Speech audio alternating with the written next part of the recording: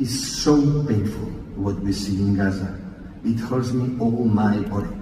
And let me be clear, it's not about ideology. It's not about I'm right or you're wrong. Come on. It's just about the love of life, about the care of your neighbor.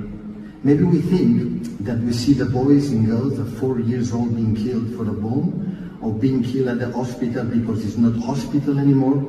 It's not our business. Yeah, fine. We can think about that. It's not our business. But be careful.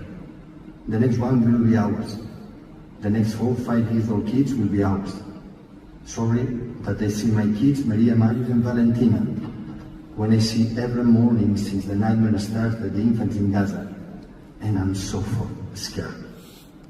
Maybe this image feels far away from where we are living now, and you might ask what we can do. Speaking is one of the greatest coaches in the history of world football, Pep Guardiola.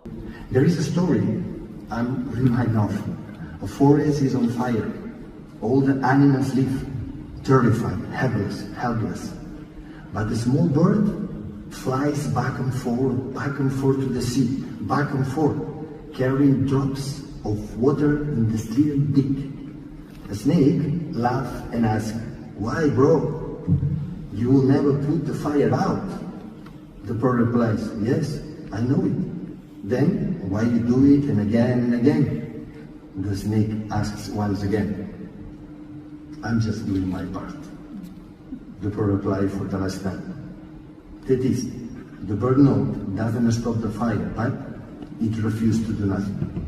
In a world that often tells us we are too small to make a difference, that story reminds me the power of one is not about the scale, it's about choice, about showing up, about refusing to be silent or still when it matters most. And here he was, after receiving an honorary degree at the University of Manchester, speaking out against the atrocities we see daily on our phones of Gaza at the hands of the Israeli military. And like Pep Guardiola, this isn't just about anti-Semitism. It is about the growth of fundamentalism in America. When you have kids who are openly pro-Hamas, it's not just anti-Semitism. And you guys are going to have to vote and donate in a different way and not forget who was for you and who wasn't in this moment. You got to stop with the kids. As the Jew on the panel, Andrew, you're Jewish or no? No, I'm Jewish. I'll say this right now. I'm Jewish. We're acting as if kids are protesting at a college and it's the first time ever. No. I mean, we gave $25 billion to a war and kids are protesting it. It's not pro-Hamas. It's the most normal thing in the world. Some of them are very No, it's not. Yes, They're kids. And there's and it was violent on some of these. Oh, okay. Listen, guys. People are being attacked and killed. I mean, this has gotten very, very... And it's hateful. There's nothing wrong with being against what's happening in Gaza. But I'm just telling you, I've never seen Americans support a terror organization. I don't think that 18-year-old, kids are the problem right now.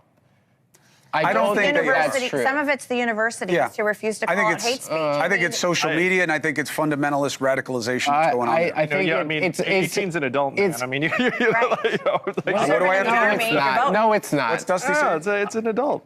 Our country gave $25 billion to a war, and kids are protesting. Yeah, because they are in an existential battle. They're our main ally in the region. Do you think this is the first time people have protested a war in American history? It's good to protest, but how you protest matters. I think it's a little bit hysterical. comedian Adam Friedland has also been quite vocal in speaking out.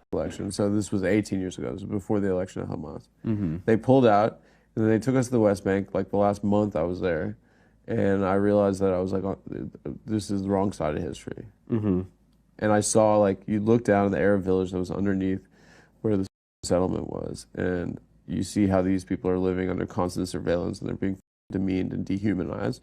And then you see these guys, building these tract houses like they live in Orange County, you know, in the middle of this political reality, which is brutal. Inhumane, and I lost it then, and I went back and I told my parents, and we got in big arguments. I was like, this is what we were told was important, was to support Israel so the Holocaust doesn't happen again. That's what we were told. And that's what my parents were told when they were growing up, and they knew survivors, and it freaked them out. And I understand why there's this narrative in the Jewish community, but that doesn't make Jews more safe. You know, it's a failure of a project, and then now we're seeing like this bloody reality. It has been reported about half of Gaza's 2.3 million residents are kids. Since October 7th, Israel's killed at least 17,400 children, 15,600 who have been identified according to the Ministry of Health in Gaza. Many more remain buried under the rubble and are presumably gone. Furthermore, an independent United Nations commission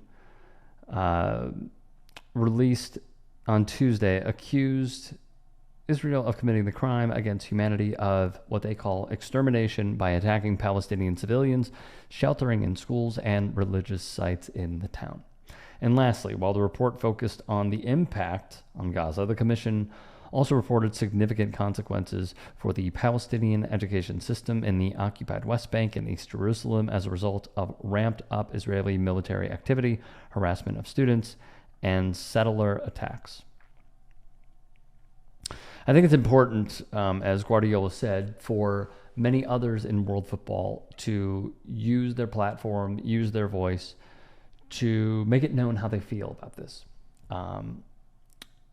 As I said, he was receiving an honorary degree in Manchester. He is still manager of Manchester City. He has won many Champions Leagues. So for a prominent individual such as this to use that podium in that way and speak rather beautifully, mentioning his kids, because he is reminded of them when he takes in what feels like a live stream of these events every single day,